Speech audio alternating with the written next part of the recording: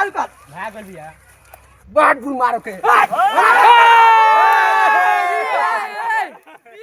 आओ खोल खोल खोल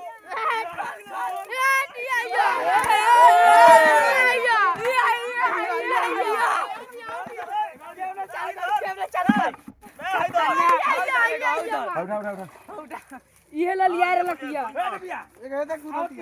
20 किलो पार होई 20 किलो पार होई 30 किलो जाई 30 किलो